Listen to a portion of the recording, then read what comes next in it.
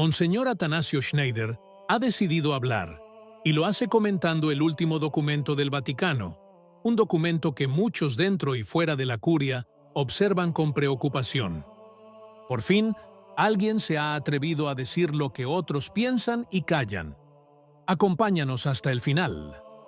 Se avecina una tormenta en Roma. La reciente declaración del Vaticano sobre la Virgen María ha provocado reacciones duras, incluso de indignación, entre amplios sectores del clero y los laicos. No se trata de una disputa teológica marginal, sino de una cuestión que toca el corazón mismo de la fe católica.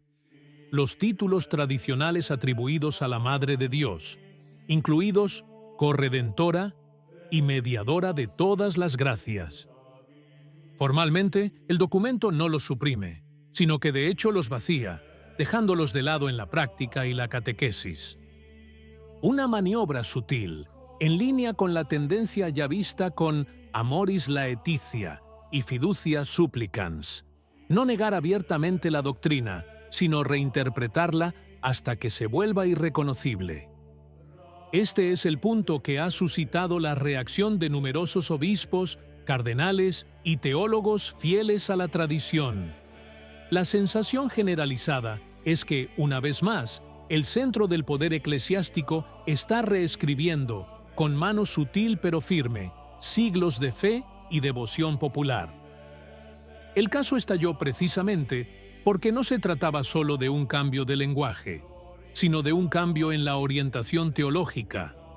La intención era atacar el corazón mariano de la Iglesia, esa dimensión maternal y misericordiosa que ha representado un refugio para los fieles a lo largo de los siglos.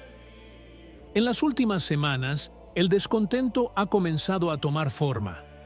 Ya no se trata solo de murmullos privados en los pasillos de la curia, sino de intervenciones públicas reales, cartas abiertas y análisis que acusan al Vaticano de haber traicionado el sensus fidei, el sentido de fe del pueblo cristiano. Entre los primeros en reaccionar se encontraba un nombre ya familiar entre los defensores de la tradición, el obispo Atanasio Schneider. Él, una vez más, habló con su habitual compostura diplomática, pero también con una claridad incisiva. Cuando el silencio parece apoderarse de cuestiones cruciales, siempre hay alguien que rompe la aparente uniformidad con la silenciosa fuerza de la verdad. No es la primera vez que el prelado kazajo pide a Roma que sea más fiel a la tradición. Ya cuando surgieron los primeros indicios de confusión doctrinal, fue uno de los primeros en preguntar respetuosamente pero con firmeza si la Iglesia no estaba perdiendo su propio lenguaje de fe en nombre de una vaga actualización pastoral. En su última intervención, publicada por la periodista vaticana Diane Montagna, una de las pocas escritoras que aún se atreven a plantear preguntas incómodas en las salas de prensa pontificias, Schneider vuelve a dar en el clavo. El título de su documento, tan sobrio como directo, reza: Los santos, doctores y magisterio ordinario de la Iglesia no pudieron haberse equivocado. Una frase que suena a la vez a una declaración teológica y a un desafío moral. El obispo, con su característico tono tranquilo, desmonta la idea de que siglos de enseñanza mariana puedan descartarse como un simple error de perspectiva o una devoción exagerada. Él afirma claramente que la doctrina de la corredención y la mediación universal de María no es un accesorio de la fe, sino una parte integral de la identidad católica. Desde las palabras de San Ireneo en el siglo II hasta las enseñanzas de los papas León XIII, Pío X y Pío XII, emerge una línea continua. María está íntimamente asociada con la obra de la redención. No como causa principal, un papel que pertenece solo a Cristo, sino como único cooperador, cuya libertad y obediencia hicieron posible la encarnación misma. María, al obedecer, se convirtió en causa de salvación para sí misma y para toda la humanidad, escribió Ireneo, abriendo un camino teológico que sería confirmado por santos y pontífices a lo largo de los siglos. Schneider subraya que la idea de la cooperación subordinada de María no surge del sentimentalismo medieval, sino de una profunda reflexión cristológica. La madre no le roba nada a su hijo, sino que le pertenece tan plenamente que participa, por gracia, en su misión redentora.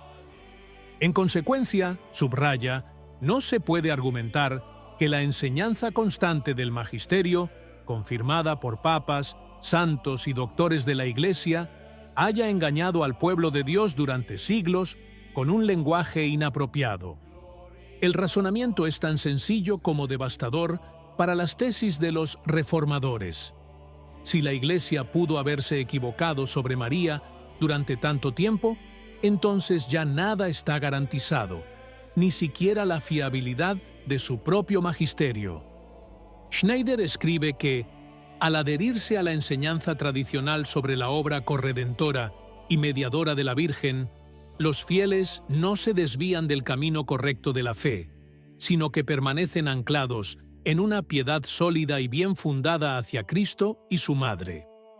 Estas palabras transmiten la firmeza de los santos, la certeza de quienes creen que la fe no nace de debates teológicos, sino de la continuidad viva de la verdad transmitida. Y mientras en Roma hablan de nuevas perspectivas mariológicas, Schneider reconduce la discusión a su punto esencial. Nuestra Señora no es un símbolo poético ni un arquetipo de bienvenida, sino una persona real, elegida por Dios para participar, de manera única e irrepetible, en la obra de la redención. Quitarle sus títulos significa quitarle algo al mismo Cristo, porque toda verdad mariana refleja la verdad cristológica. El obispo kazajo exhorta a los fieles a no perturbarse. La verdad, afirma, no cambia con los documentos ni con las modas de la época. Permanece intacta en la fe de los sencillos, en las oraciones recitadas durante generaciones y en los corazones que siguen llamando a María por los nombres que la Iglesia siempre ha utilizado: Madre, Reina, Corredentora. Y mientras el debate se intensifica, dos figuras permanecen en el centro del escenario: el cardenal Víctor Manuel Fernández, prefecto del Dicasterio para la Doctrina de la Fe, y el propio pontífice. En última instancia, dependerá de ellos decidir si esta nueva línea teológica seguirá siendo un experimento pasajero o se convertirá en doctrina oficial. Pero la pregunta que surge entre los fieles es otra, más simple y directa. ¿Tendrán el valor de dar un paso atrás? ¿Sabrán escuchar la voz que se eleva del pueblo de Dios? La misma voz que durante siglos ha invocado a María como corredentora y mediadora de la gracia. Por ahora, reina la calma en Roma.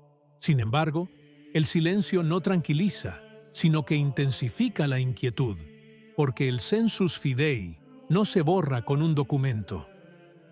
Ella sigue viviendo en nuestros corazones, en los rosarios que se rezan en familia, en las capillas donde los fieles, lejos del foco mediático, siguen llamando a la Virgen con nombres que ningún decreto podrá borrar jamás. ¿Qué te parece? Si te gustó el video, comenta Amén. Que Dios te bendiga.